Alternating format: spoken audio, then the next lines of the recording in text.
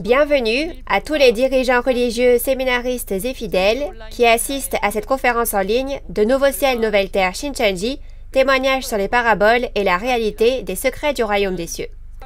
Je suis Young-Hyun Jo et je serai votre présentateur. La raison pour laquelle nous pouvons témoigner du sens et de la vraie réalité des paraboles à Nouveau Ciel, Nouvelle Terre Shincheonji, Église de Jésus, est que le temps promis est venu, que toutes les paraboles ont été clairement ouvertes et qu'il y a le pasteur promis qui a vu et entendu aux côtés de Jésus tous les secrets du royaume des cieux qui étaient cachés. Aujourd'hui, j'espère que vous apprendrez et reconnaîtrez le sens et l'accomplissement physique des paraboles qui sont la clé des secrets du royaume des cieux et obtiendrez une précieuse réalisation. Nous allons d'abord prier avec le même cœur. Dieu notre Père, très saint et véritable, nous vous sommes vraiment reconnaissants de nous avoir permis de tenir la conférence en ligne de Nouveau Ciel, Nouvelle Terre Shincheonji, témoignage sur les paraboles et la réalité des secrets du royaume des cieux dans le monde entier. Aujourd'hui, alors que toute l'œuvre de Dieu a été accomplie et est apparue dans la réalité, beaucoup d'esprits aspirent à la parole de Dieu. Merci d'avoir envoyé le messager porte-parole, le pasteur promis en ce temps. Aujourd'hui, beaucoup de personnes sont venues ici parce que le royaume de Dieu leur manque et qu'elles veulent le connaître. Donnez-leur les yeux pour voir, les oreilles pour entendre et le cœur pour réaliser, et lorsque la précieuse parole du ciel sera témoignée, veuillez œuvrer pour que ce soit un temps de grâce au cours duquel nous soyons touchés, pour que chacun réalise et rende grâce et gloire à Dieu le Père. Nous prions toutes ces paroles au nom de Jésus, qui est mort sur la croix pour nos péchés. Amen. Témoignage sur les paraboles et la réalité des secrets du royaume des cieux. Aujourd'hui, nous témoignerons de la parole de la leçon numéro 15, la montagne, la pierre et l'idole en parabole. Nous allons accueillir Song Kwon-Baek, un instructeur de la tribu de Tadé, qui délivrera la parole aujourd'hui. Tous les dirigeants religieux, séminaristes et croyants du monde entier qui assistaient à cette conférence en ligne de Nouveau Ciel, Nouvelle Terre Shincheonji, témoignage sur les paraboles et la réalité des secrets du royaume des cieux, bonjour. Bienvenue.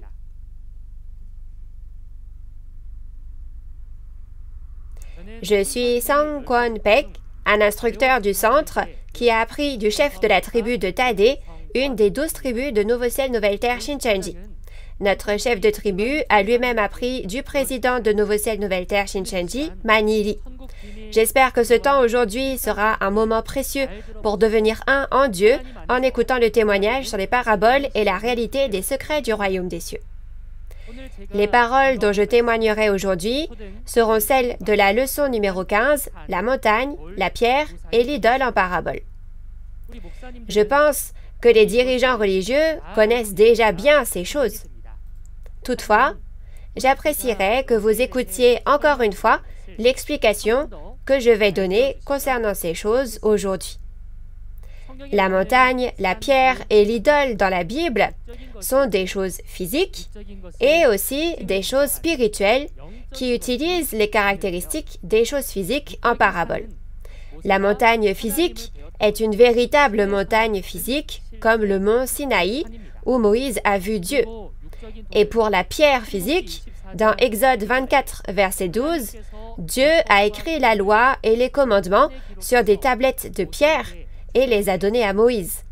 Les tablettes de pierre étaient de vraies pierres physiques, n'est-ce pas? Et l'idole physique est précisément le veau d'or qu'Aaron a fabriqué à l'époque de Moïse. Nous, les croyants, ne connaissons-nous pas déjà ces choses physiques? Cependant, dans les livres prophétiques de la Bible, il y a aussi la montagne, la pierre et l'idole spirituelle qui sont ces choses physiques en parabole par comparaison.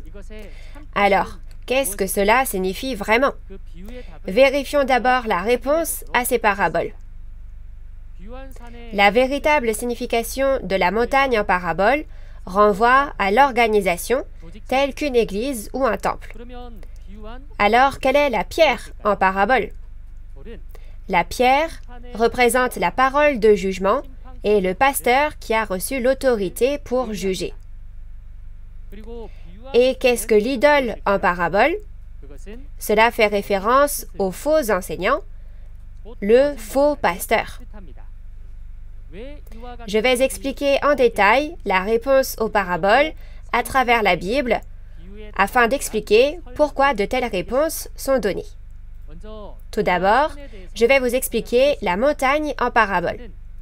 Une montagne est un endroit plus haut que le sol plat et se compose de beaucoup de terre, de pierres et d'arbres. Les montagnes spirituelles ne sont-elles pas faites de terre, de pierres et d'arbres spirituels? D'après ce que nous avons entendu la dernière fois, la terre, les arbres et la pierre spirituelle faisaient tous référence aux hommes, n'est-ce pas? Ainsi, une montagne spirituelle signifie une organisation où beaucoup d'hommes sont rassemblés. Même dans le monde, quand il y a beaucoup de gens rassemblés, on dit qu'il y a une mer de personnes ou une montagne de gens. Mais où est l'organisation où de nombreuses personnes se rassemblent dans le monde de la foi? C'est précisément l'Église et le temple, n'est-ce pas? Ainsi, dans la Bible, les églises, les temples et autres organisations similaires sont comparées à des montagnes. Pour trouver la montagne spirituelle dans la Bible, lisons le verset sur la parabole de la montagne, Matthieu 24, versets 15 à 16. C'est pourquoi, lorsque vous verrez l'abomination de la désolation dont a parlé le prophète Daniel établie en lieu saint, que celui qui lit fasse attention. Alors, que ceux qui seront en Judée fuient dans les montagnes. Matthieu chapitre 24 est une prophétie de ce qui arrivera au second avènement du Seigneur. Il est dit, lorsque vous verrez l'abomination de la destruction établie en lieu saint. Ici, l'abomination de la destruction fait référence au destructeur appartenant à Satan, et le lieu saint signifie le lieu où se trouve Dieu, soit le temple. Dans ce cas, cela ne signifie-t-il pas qu'un destructeur appartenant à Satan est entré dans le temple de Dieu et les a fait captifs? Alors, que devons-nous faire pour recevoir le salut ici? Nous voyons qu'il nous dit de fuir vers la montagne. Alors, au second avènement du Seigneur, cela ne signifie-t-il pas qu'il y a une montagne du salut vers laquelle nous devons fuir? Si ces paroles s'accomplissent pour nous, vers quelle montagne aimeriez-vous fuir? Les Pyrénées? Le Mont Blanc? Ou serez-vous sauvés en vous rendant au mont Everest, la plus haute montagne du monde? Nous devons comprendre que la montagne dont Jésus a parlé n'est pas une montagne physique, mais une montagne spirituelle en parabole. Nous devons réaliser le vrai sens de cette parabole à travers la Bible et aller à la montagne du salut promise. Maintenant, lisons Ésaïe chapitre 2, versets 2 à 3 pour apprendre la véritable signification de la montagne en parabole. Il arrivera, dans la suite des temps, que la montagne de la maison de l'Éternel sera fondée sur le sommet des montagnes, qu'elle s'élèvera par-dessus les collines, et que toutes les nations y afflueront. Des peuples s'y rendront en foule et diront: Venez et montons à la montagne de l'Éternel, à la maison du Dieu de Jacob, afin qu'il nous enseigne ses voies, et que nous marchions dans ses sentiers. Car de Sion sortira la loi, et de Jérusalem la parole de l'Éternel. On dit que la montagne de la maison de l'Éternel apparaîtra dans les derniers jours. Ici, maison signifie le temple, soit la maison de Dieu. Mais il est dit que la montagne de ce temple se tient fermement au sommet de toutes les montagnes. Alors, est-ce une montagne physique? Il ne s'agit pas d'une montagne physique, mais le temple de Dieu est comparé à une montagne, n'est-ce pas? Le fait qu'elle soit haute signifie que le temple où demeure Dieu est comparé à la plus haute montagne parce que le niveau de la parole est élevé. L'organisation telle que l'Église et le temple, d'où provient la parole de Dieu, est la réalité de la montagne spirituelle. Cependant, combien de types de montagnes apparaissent dans les livres prophétiques de la Bible? Il existe 3 types de montagnes dans les livres prophétiques de la Bible. Lorsque les prophéties s'accomplissent, 3 types de personnes apparaissent. Les traîtres, les destructeurs et le sauveur apparaissent selon l'ordre des prophéties. Ainsi, 3 types de montagnes apparaissent, qui sont des organisations où les personnes sont rassemblées. C'est-à-dire que la montagne de la trahison, la montagne de la destruction et la montagne du salut apparaissent. Tout d'abord, qu'est-ce que la montagne de la trahison? C'est l'organisation des traîtres. La trahison signifie que les pasteurs et le peuple appartenant à Dieu abandonnent l'alliance faite avec Dieu et ceux qui appartenaient à Dieu appartiennent maintenant à Satan. Il y a la montagne représentative de la montagne de la trahison mentionnée dans la Bible. C'est le jardin, soit la colline d'Éden, dans la Genèse. Dans Genèse 2, Dieu a confié à Adam le jardin d'Éden et lui a ordonné de le gouverner. Cependant, Adam a abandonné l'alliance de Dieu, a mangé le fruit de la connaissance du bien et du mal et est passé à Satan, de sorte que le jardin d'Éden a appartenu à Satan, n'est-ce pas? Cependant, quand nous regardons l'Apocalypse, il y a une autre montagne de la trahison qui change d'appartenance. C'est précisément Apocalypse 13. Dans Apocalypse 13, verset 6, le tabernacle du ciel apparaît. Ce tabernacle du ciel est le temple de Dieu. Dans ce qui suit, les fidèles du tabernacle du ciel adorent la bête et reçoivent la marque de la bête sur leur front et leurs mains. Ils ont donc trahi, n'est-ce pas? Par conséquent, le tabernacle du ciel qui a trahi est la réalité de la montagne de la trahison lorsque le Seigneur revient. C'est donc la montagne qui appartenait à Dieu et finit par appartenir à Satan. Apocalypse 8, verset 8, dit qu'une grande montagne embrasée par le feu est jetée dans la mer. Cette grande montagne embrasée par le feu est la montagne de la trahison qui est jugée et jetée dans le monde, et elle est le tabernacle du ciel qui a trahi dans Apocalypse 13. Alors, qu'est-ce que la montagne de la destruction? Jérémie 51, verset 25, dit qu'il y a une montagne de destruction qui a détruit le monde entier.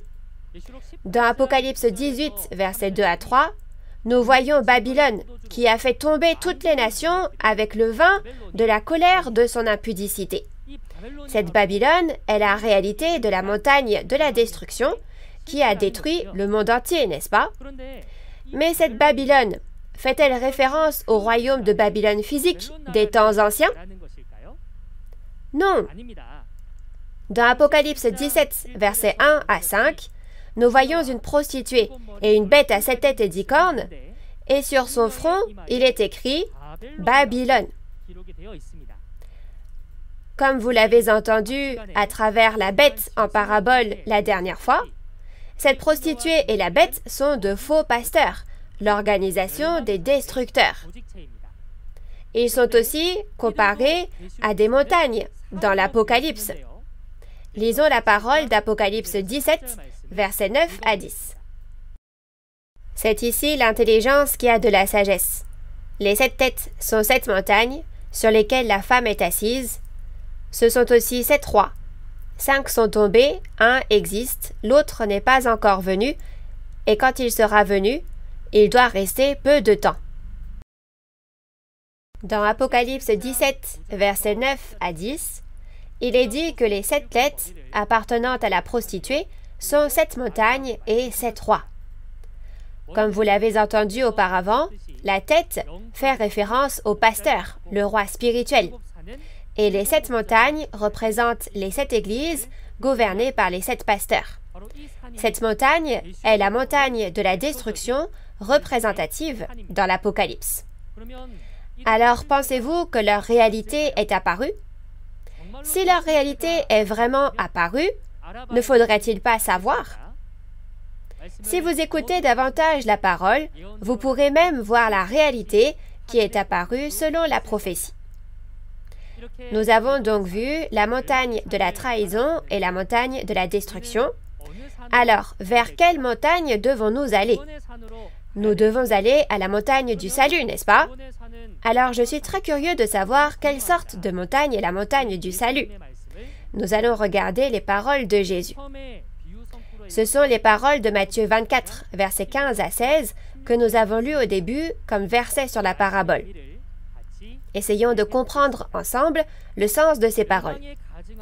Quand il est dit « Lorsque vous voyez l'abomination de la destruction établie en lieu saint », ce lieu saint est le temple de Dieu. Mais l'abomination de la destruction s'y est établie. Donc, c'est la montagne de la trahison qui a changé d'appartenance. Et cette abomination de la destruction, l'organisation des destructeurs, est la montagne de la destruction, n'est-ce pas? Maintenant, quel genre de montagne est celle où on nous dit de fuir quand nous voyons ces choses? Oui, c'est la montagne du salut. Ésaïe chapitre 2, versets 2 à 3, dit que dans les derniers jours, la montagne de la maison de l'Éternel se tiendra debout et que toutes les nations y afflueront. Alors, quel genre de montagne est ce temple de Dieu qui apparaîtra dans les derniers jours? En regardant Apocalypse 14, versets 1 à 3, nous voyons que l'endroit où se trouvent Dieu et Jésus est précisément la montagne de Sion, n'est-ce pas? Et dans Apocalypse 15, versets 4 à 5, la réalité de la montagne de Sion est le temple du tabernacle du témoignage où toutes les nations viendront adorer. Quand il est dit que toutes les nations viennent y adorer, n'est-ce pas la même parole que dans Ésaïe 2, verset 2? Ce temple du tabernacle du témoignage est appelé ainsi parce que c'est l'endroit où l'on témoigne de la trahison, de la destruction et du salut, apparu selon l'Apocalypse. Alors, ce temple du tabernacle du témoignage, est-il apparu? Oui, c'est Nouveau Ciel, Nouvelle Terre, Shincheonji, Église de Jésus, temple du tabernacle du témoignage, qui est apparu aujourd'hui, comme promis dans l'Apocalypse. Parce que Dieu et Jésus sont ici, nous pouvons témoigner à la fois des secrets du royaume des cieux et des prophéties, et de l'accomplissement de l'Apocalypse. Et toutes les nations ne s'y rassemblent-elles pas pour entendre la parole de témoignage? Tous les dirigeants religieux et croyants qui écoutaient ces paroles. Réalisons les secrets du royaume des cieux et allons à la montagne du salut promise. J'espère sincèrement que vous recevrez toutes les bénédictions du royaume des cieux et la vie éternelle dans le temple où Dieu et Jésus demeurent. Cette fois, nous allons en apprendre davantage sur la pierre en parabole. La vraie signification de la pierre en parabole est la parole de jugement et le pasteur qui a reçu l'autorité pour juger. La parole de jugement qui brise la fausse vérité de Satan et juge les méchants, et le pasteur qui a reçu cette autorité pour juger, sont comparés à la pierre physique qui a la caractéristique d'être solide et de frapper et briser.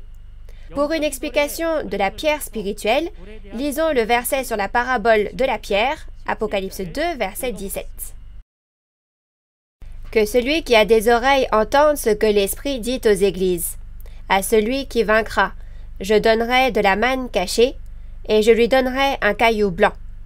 Et sur ce caillou est écrit un nom nouveau, que personne ne connaît, si ce n'est celui qui le reçoit. Lors du second avènement du Seigneur, Jésus a promis qu'il donnerait la manne qui était cachée et le caillou blanc à celui qui vaincra. Quel est le caillou blanc que le vainqueur reçoit ici?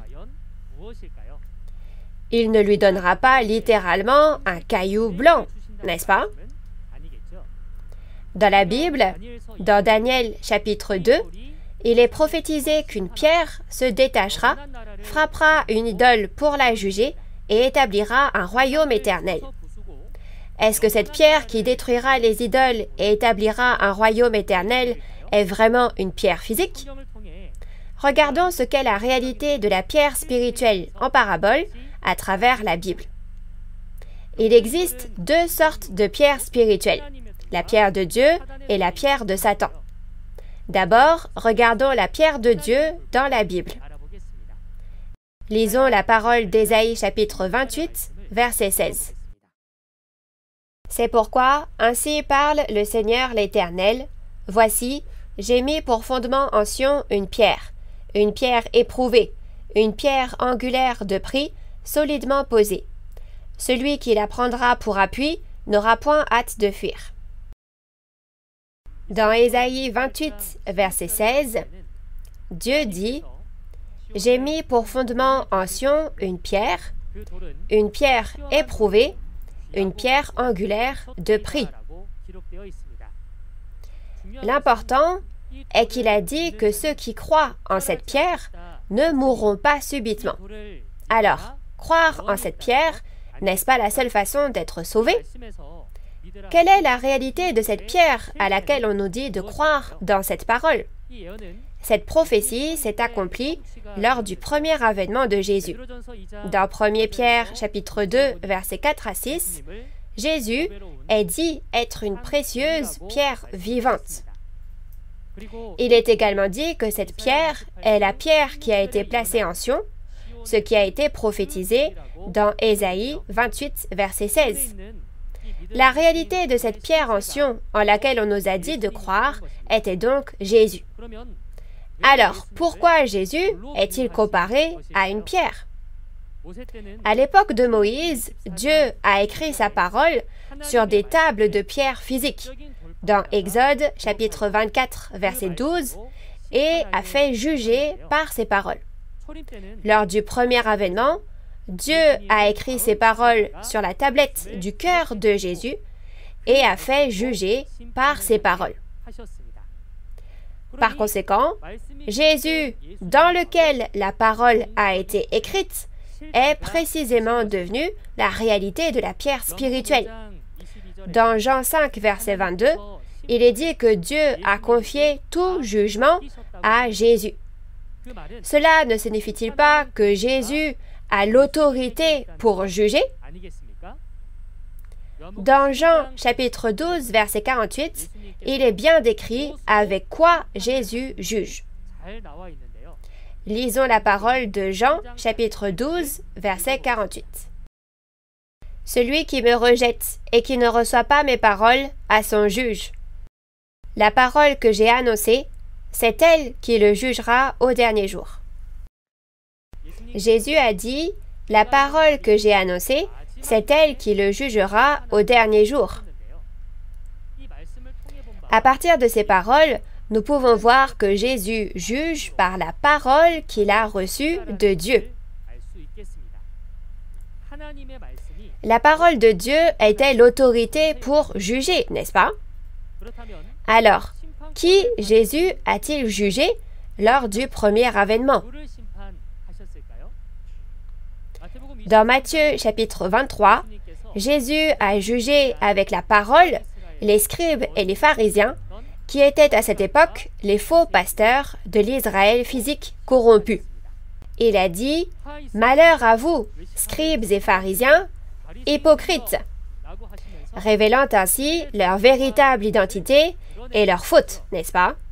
Cependant, les scribes et les pharisiens, qui étaient les prêtres de l'époque, ont considéré les paroles de Jésus comme une insulte et l'ont mal pris, traitant de secte Jésus qui avait reçu l'autorité pour juger et l'ont persécuté. À cette époque, ceux qui écoutaient Jésus, se repentaient et sortaient, pouvaient être sauvés.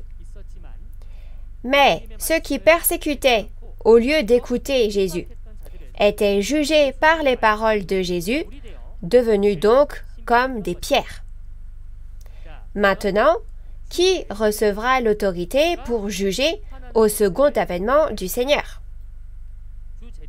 Au second avènement du Seigneur, dans Apocalypse chapitre 2, verset 17, Jésus a promis « Je donnerai un caillou blanc à celui qui vaincra ». Ce caillou blanc est précisément la parole de jugement.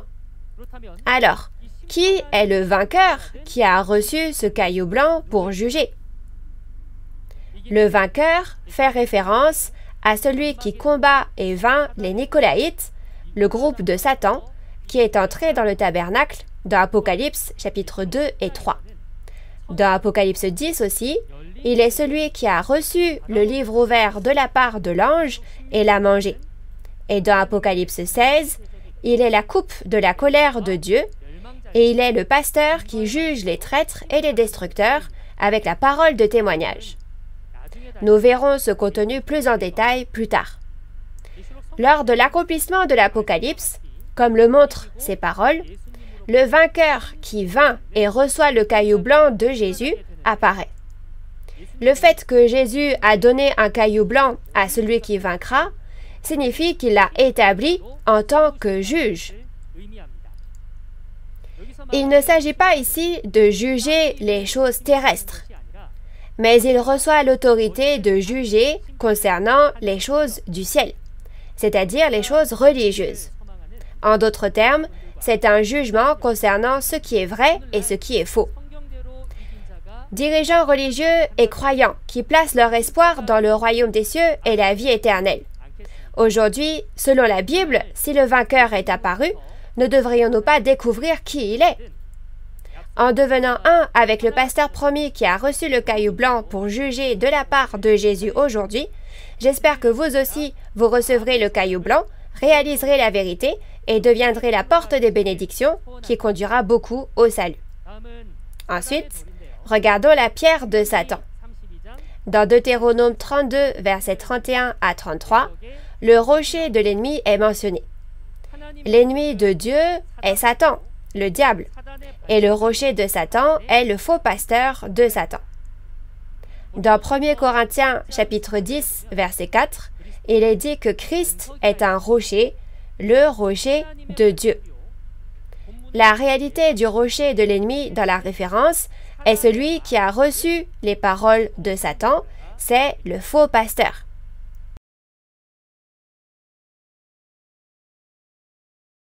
Dans Apocalypse 6, versets 15 à 16, le peuple élu du tabernacle qui a trahi se cache dans les cavernes, les montagnes et entre les rochers pour éviter la colère de Jésus.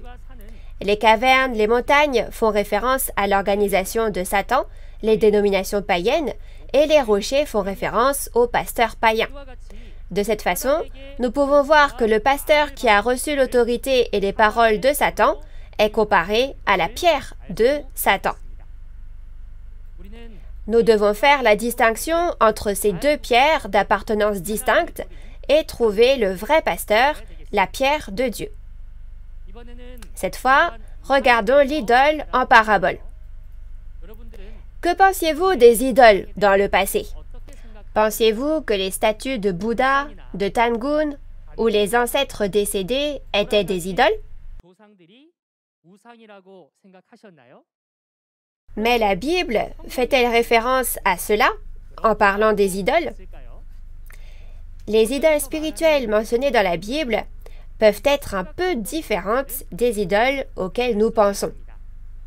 Pour répondre d'abord à ce qu'est l'idole en parabole, les idoles signifient les faux enseignants, soit les faux pasteurs. Dans Deutéronome 5, parmi les 10 commandements que Dieu nous a donnés, il nous est dit de ne pas fabriquer d'idoles, de ne pas se prosterner devant elles et de ne pas les servir. Comme nous le savons bien, les idoles physiques se réfèrent aux statues de toute forme que les païens de l'époque de l'Ancien Testament fabriquaient, qui étaient d'or, d'argent, de bois et de pierre, et ils les adoraient et les servaient. Cependant, dans les prophéties de la Bible, les idoles font référence aux idoles spirituelles, soit les faux pasteurs, par comparaison aux caractéristiques des idoles physiques. Lisons le verset concernant cette parabole, Apocalypse 13, verset 15. Et il lui fut donné d'animer l'image de la bête, afin que l'image de la bête parlât, et qu'elle fit que tous ceux qui n'adoreraient pas l'image de la bête fussent tués. Dans Apocalypse chapitre 13, verset 15, les idoles sont des idoles, mais Ici, ce sont des idoles qui parlent. Et il est dit que tous ceux qui n'adoreraient pas ces idoles seraient mis à mort. Ces idoles qui parlent, signifient-elles qu'on a mis des piles dans des statues de Bouddha pour les faire parler mécaniquement? Non, bien sûr. Alors, quelle est donc cette idole? La raison pour laquelle nous devons connaître l'idole est qu'Apocalypse 21, verset 8, dit que ceux qui adorent les idoles iront en enfer, qui est l'étang brûlant de feu et de soufre. Avez-vous déjà adoré des idoles ou non? Non? Bien sûr, nous n'adorons pas les idoles physiques. Mais, si je ne connais pas les idoles spirituelles qui apparaîtront lors de l'accomplissement de l'Apocalypse, ne puis-je pas, moi aussi, devenir idolâtre? C'est pourquoi il faut absolument savoir, n'est-ce pas? Les caractéristiques des idoles physiques sont qu'elles sont faites par des mains humaines et qu'elles ne peuvent ni parler, ni entendre, ni voir, parce qu'elles ne sont pas animées, elles n'ont pas de souffle de vie, mais elles sont quand même respectées et servies par les hommes. La vraie signification de l'idole spirituelle, comparée à l'idole physique, est le faux pasteur comparé à une idole qui ne peut pas conduire les gens au salut parce qu'il n'a pas la parole, soit le souffle de vie spirituel, mais il est quand même respecté et servi par les hommes. Plus précisément, je vais vous dire l'origine du véritable sens à travers la Bible. Dans Habakkuk, chapitre 2, verset 18, il est dit qu'une idole en fonte est un faux enseignant. En d'autres termes, le faux pasteur sans parole est comparé à une idole, n'est-ce pas? Alors pourquoi ce faux pasteur est-il comparé à une idole? Cette idole et le faux pasteur n'ont-ils pas quelque chose en commun? Lisons la parole d'Ésaïe chapitre 41, versets 21 à 24. Plaidez votre cause, dit l'Éternel. Produisez vos moyens de défense, dit le roi de Jacob. Qu'il les produise et qu'il nous déclare ce qui doit arriver. Quelles sont les prédictions que jadis vous avez faites? Dites-le pour que nous y prenions garde et que nous en reconnaissions l'accomplissement. Ou bien, annoncez-nous l'avenir. Dites ce qui arrivera plus tard, pour que nous sachions si vous êtes des dieux. Faites seulement quelque chose de bien ou de mal, pour que nous le voyions et le regardions ensemble.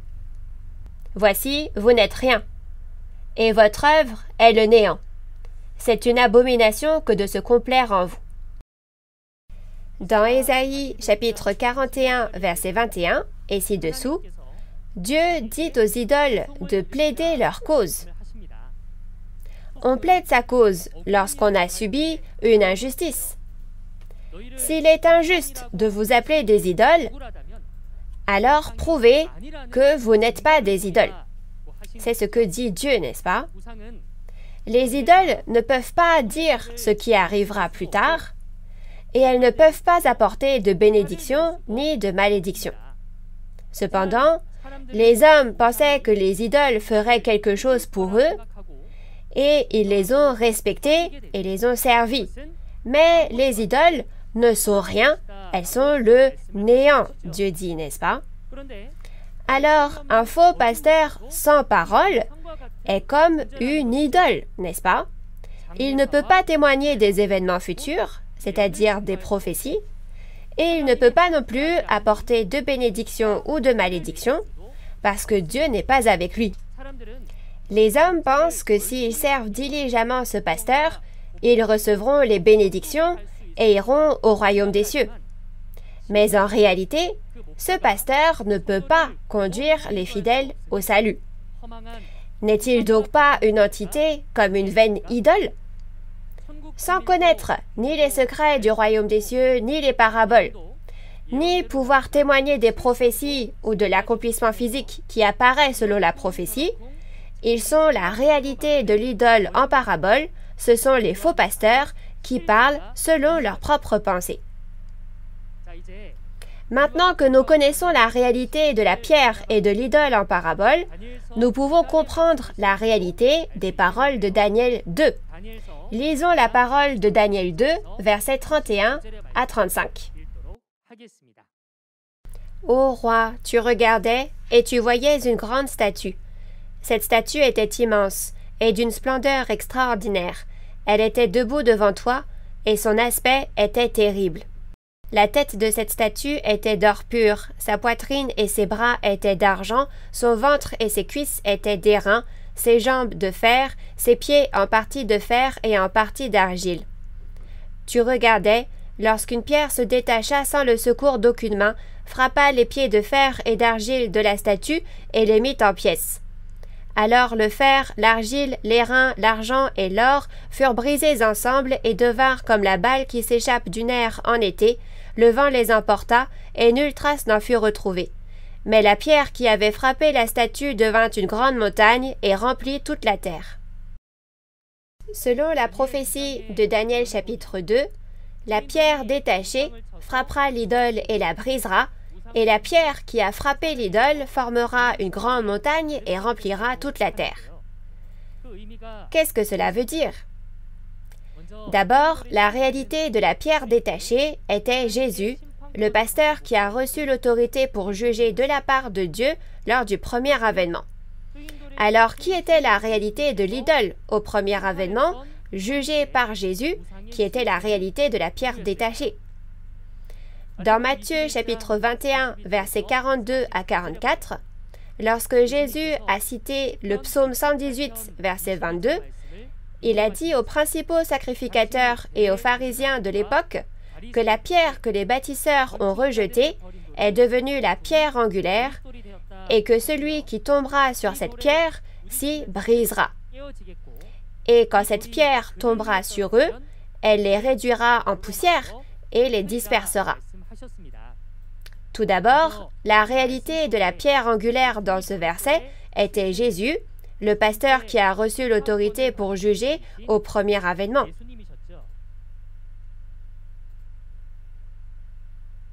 Et les bâtisseurs qui ont rejeté la pierre étaient les scribes et les pharisiens qui n'ont pas cru en Jésus au premier avènement et l'ont traité d'hérésie. Jésus a jugé les scribes et les pharisiens, qui étaient les prêtres à l'époque. Il les a jugés avec les paroles qu'il a reçues de Dieu. Donc la réalité des idoles qui sont brisées et écrasées par cette pierre sont les scribes et les pharisiens, qui étaient les pasteurs, les prêtres de l'époque. Alors, qui est la réalité de l'idole au second avènement? Dans Apocalypse 13, nous voyons une bête à 7 têtes et 10 cornes sortir de la mer. Comme vous l'avez entendu dans la leçon précédente, la bête en parabole dans la référence signifie ceux qui ne comprennent pas la parole de Dieu, c'est-à-dire que les destructeurs sont comparés à des bêtes, n'est-ce pas? Ce sont les pasteurs qui ont reçu l'autorité du dragon.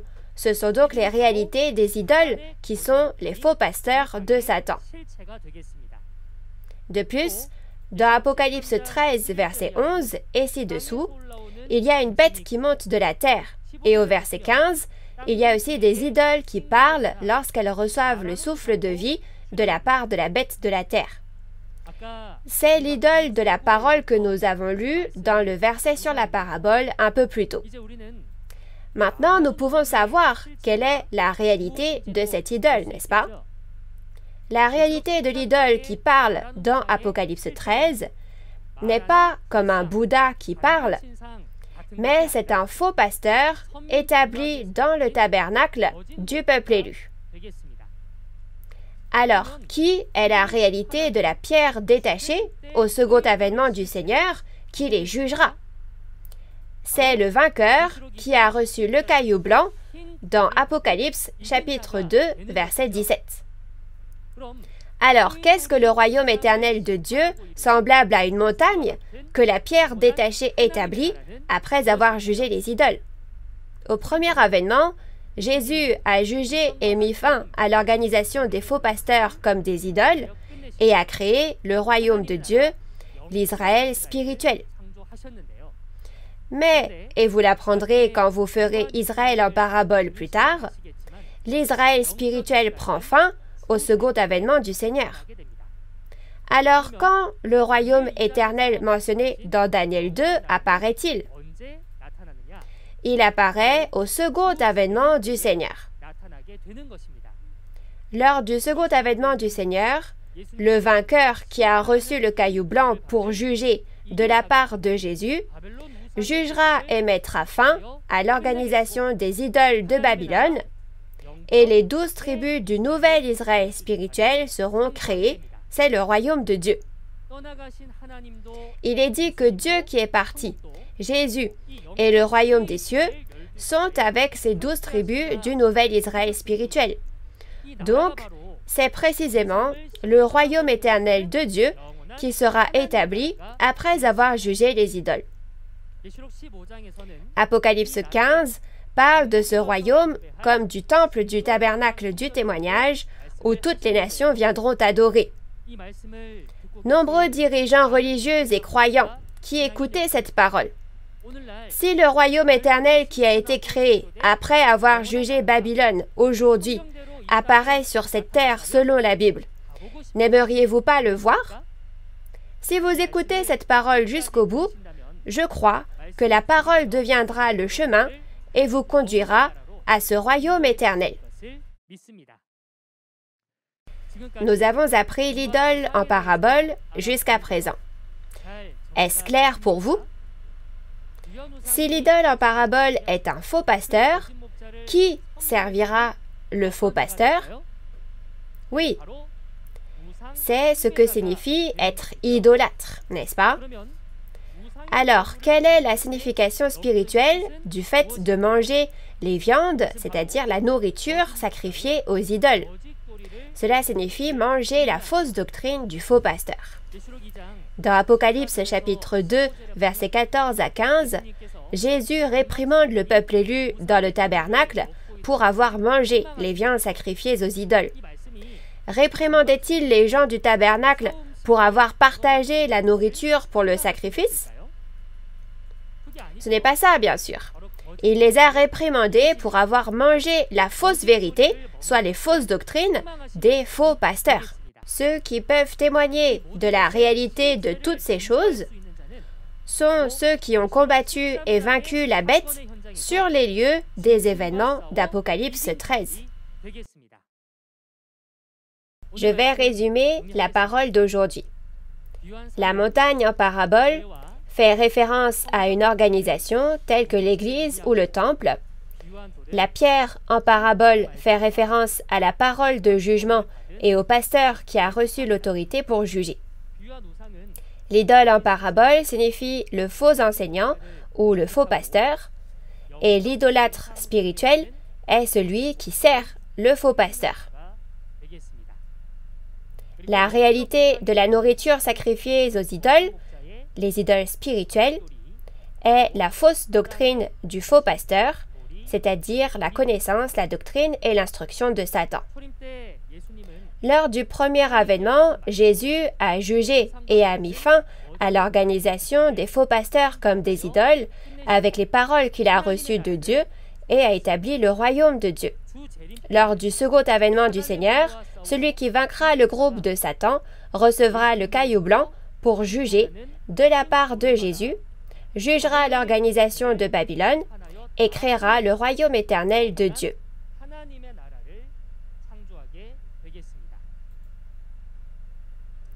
Dirigeants religieux et croyants qui écoutez cette parole, je sais très bien que vous avez vécu votre vie de foi diligemment jusqu'à maintenant en plaçant votre espoir dans le royaume des cieux. Par conséquent, j'espère sincèrement que vous réaliserez tous les secrets du royaume des cieux, jugerez les idoles de Babylone et entrerez dans le royaume éternel créé. Vous avez entendu la montagne, la pierre et l'idole en parabole aujourd'hui. Avez-vous bien compris? Réalisons tous bien les secrets du royaume des cieux. La prochaine fois, vous entendrez parler du sceau, de la trompette et du cantique en parabole. L'instructeur vous donnera une conférence plus intéressante, amusante et claire que moi. J'espère que vous écouterez également attentivement la parole de la leçon suivante. J'espère que vous écouterez plusieurs fois la parole de Dieu donnée aujourd'hui et que vous la garderez dans votre cœur pour vous approprier les trésors de Dieu. Je prie au nom du Seigneur que tous ceux qui entendent la parole réalisent les paraboles et la réalité des secrets du royaume des cieux et atteignent l'espoir du royaume des cieux et de la vie éternelle. Enfin, clamons ensemble dans le sens où nous sommes un avec Dieu et Jésus dans la parole. Nous sommes un en Dieu et en Jésus. We are one. Nous sommes un. Nous allons prier.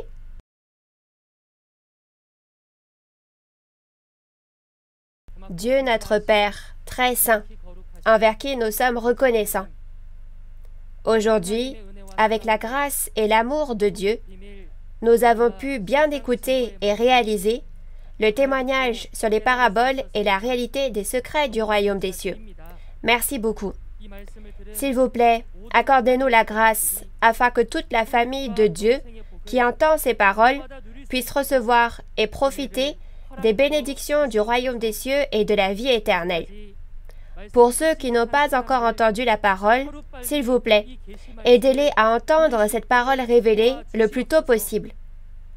S'il vous plaît, œuvrez afin que le royaume du monde puisse devenir le royaume de Dieu et que le monde sur lequel vous régnez puisse être accompli le plus tôt possible. Merci, et nous prions au nom de notre Seigneur Jésus-Christ. Amen.